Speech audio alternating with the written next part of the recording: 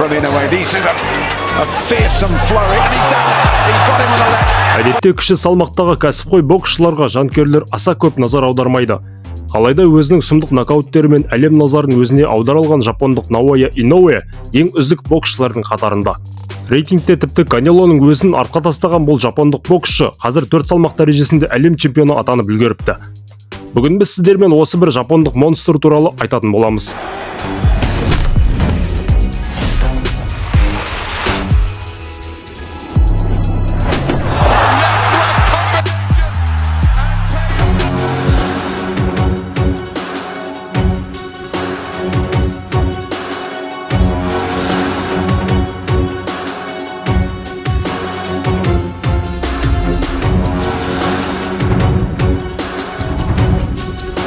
Ассалаумағалейкум достар. Әлемдік бокс жайлы қызықты ақпараттар беретін әлем боксинг арнасына қош келдіңіздер. Наоя Иноуэ 1993 жылы 10 сәуірде Жапонияның Дзама қаласында дүниеге келеді. Өзінен 2 жас кіші інісі де кәсіпқой боксшы. Әкесі Синго жас кезінде кәсіпқой боксшы болған екен. Балалары да сол жолға түсуін қалаған ол екі баласында кішкене кезінен өте қатал түрде жаттықтырады. Наояның айтуынша, қазіргі дәрежеге жетуіне әкесінің сол жаттығуларының көп көмегі тиген көрінеді. Иноуэ әуесқой бокста аса көп жетістіктерге жете алмайды. Дегенмен осы бір кішкентай жапондықтың соққылары ауыр екендігі сол кезде ақ белгілі болатын. Айтпақшы, бұл боксшы 2012 жылы Олимпиадаға іріктеу турнирінде Біржан Жақыповтан 16-11 есебімен жеңіліп қалған болатын. Әуесқой бокста 75 жеңіске жетіп, оның 48-ін нокаутпен аяқтаған Наоя 2012 жылдың соңында өзінің кәсіпқой бокстағы алғашқы жекпе-жегін өткізеді. Наояның командасының кәсіпқой боксқа келгендегі промоутеріне қойған талабы қарсыластарының ешқайсысы рейтингте 50-ші орыннан төмен болмау керек екен. Яғни қысқаша айтқанда Африкадан келетін боксшылар керек емес деген ғой. Алғашқы қарсылас 49 келедегі филиппиндік боксшы Крисон Омайоны 4-ші раундта бауырдан соғып нокаутқа жібереді. Осыдан соң тағы екі қарсыласты нокаутпен жеңген Иноуэ 4-ші жекпе-жегінде отандасы Рёйти Тагутимен жұдырықтасады. 18-де 1 деген статистикасы бар Тагути оңай шағылатын жаңғақ болмай шығады. Қанша күш салса да құлата алмаған бұл боксшыны Наоя ұпай санымен жеңеді. Содан соң тағы бір қарсыласты нокаутқа жіберген Иноуэ өзінің бар болғаны 6-ші жекпе-жегінде әлем чемпионы атағына таласады. Қарсыласы 49 келеде WBC белдігінің иесі мексикалық Адриан Эрнандес болады. Кәсіпқой бокста бар болғаны 5-ақ жекпе-жек өткізген Иноуэ тәжірибелі мексикалық боксшыға мастер-класс өткізеді. Осылайша сабай келе 6-ші раундта қарсыласын нокаутқа жіберген Наоя 6-ші жекпе-жегінде әлем чемпионы атанады. Белдігін бір рет нокаутпен қорғаған соң 52 келге көтерілген жапондық боксшы бірден чемпиондық жекпе-жекке шығады. Қарсыласы аргентиналық Омар Нарваес 43 рет жеңіске жетіп, тек бір рет қана жеңілген екен. Қарсыласының атағынан еш қаймықпаған Иноуэ аргентиналық чемпионды 2 раунд ішінде 4 рет құлатады. 4-ші рет құлаған чемпион берілуге мәжбүр болады.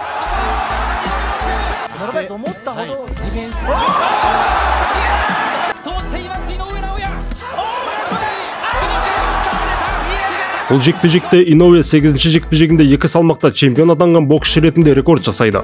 Бұл рекордты кейіннен 7-ші жекпе-жегінде чемпион атанған Василий Ломаченко жаңғыртады. 52 келеде Иноуэ белдіктерін 7 рет қорғайды. Тек біреуінде ғана қарсыласын ұпай санымен жеңеді.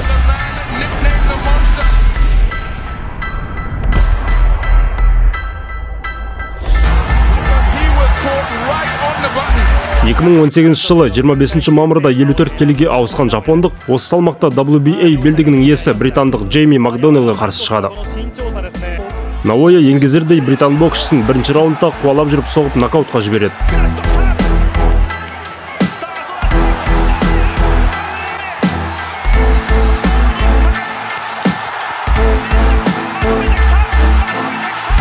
Бұл уақытта 3 салмақта әлем чемпионы атанып үлгерген жапондық боксшыны жанкүйерлер әлі де болса тани бермейтін. Танымалдылыққа жетуге көмекке бокстан бүкіл әлемдік супер серия турнирі көмекке келеді. Бұл турнирдің ерекшелігі сол, бір салмақтағы ең мықты боксшылар бір-бірімен міндетті түрде жұдырықтасатын болады. Турнирдегі алғашқы қарсыласы доминикандық Хуан Карлос Паяноны Наоя алғашқы раундта нокаутқа жібереді.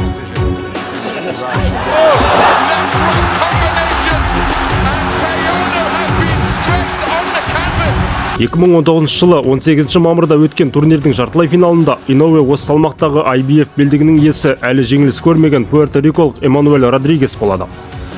Жекпе-жек алдында журналистер үшін ашық жаттығу жиынын өткізген Родригестің командасынан еңгезердей бұқа Иноуэның әкесін итеріп жібереді. Мұны кешірмеген Наоя жекпе-жек кезінде Родригестің 2 раундтың ішінде тұмсығын бұзып нокаутқа жібереді.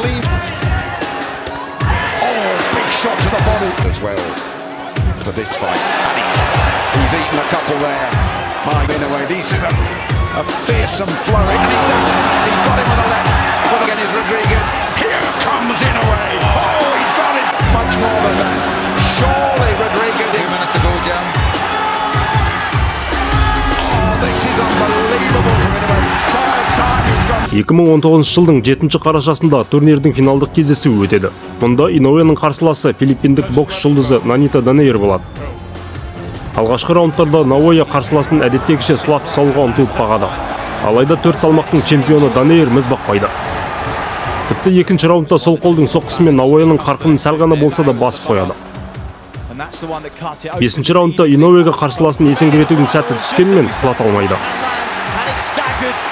9-ші раундта енді қарсыласын есеңгілету кезегі Данейрге келіп жетеді. Карьерасындағы ең ауыр соққыны қабылдаған Иноуэ дегенмен аяғында тұрып қалады. 11-ші раундта жапондық боксшы дегеніне жетеді. Бауырдан ауыр соққы алған Данейр құламауға қанша тырысса да тізерлеп отыра кетеді. Дегенмен 39 жасар филиппиндік боксшыны Иноуэ нокаутқа жібере алмай ұпай санымен жеңіске жетеді.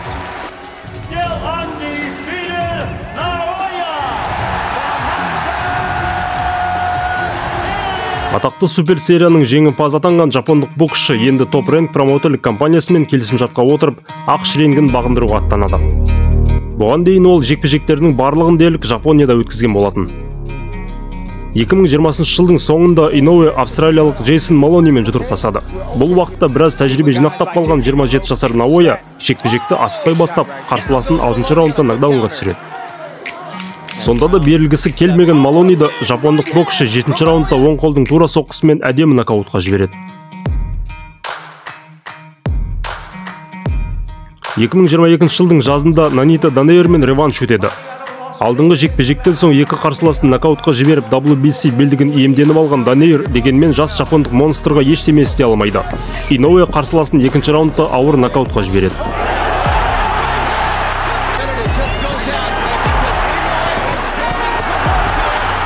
Осылайша өз салмағындағы 3 белдікті иемденген Иноуэ енді 4-ші WBO белдігінің иесі британдық Пол Батлермен жұдырықтасады. Жекпе-жек Жапонияда өтеді. Жергілікті жанкүйерлерге шоу көрсету үшін асықпаған Иноуэ 11-ші раундқа дейін қарсыласымен ойнай келе нокаутқа жібереді. 29 жасында абсолюттік чемпион атанған Наоя Иноуэ осы жылдың басында белдіктерінің барлығын қалдырып, енді 55 келіге көтерілетіндігін жариялаған болатын. 25 шілдеде осы салмақта 2 белдігі бар америкалық Стивен Фултонға қарсы жекпе-жекке шығады. Әлі жеңіліс көрмеген Фултонның қолынан бар келгені 8-ші раундқа дейін шыдау ғана болады. Бұл раундта 2 рет құлап тұрған соң, ол да Иноуэның мықтылығын мойындап белдіктерін тапсыруға мәжбүр болады.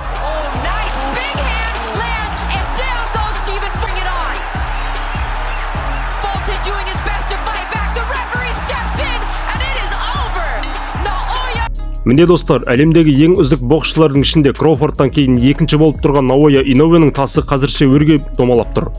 Бұл жапондық боксшының өзге жеңіл салмақ боксшыларынан айырмашылығы ол ұпайға төбелеспейді. Реті келсе қарсыласын сұлатып түсіруге ұмтылады. Сол үшін оның жекпе-жегін бокс жанкүйерлері асыға күтіп жатады. Біздің қай боксшымыз бұл жапондықты тізе бүктіре алады екен? Комментарийға жаза отырыңыздар. Сіздермен болған Әлем боксинг арнасы.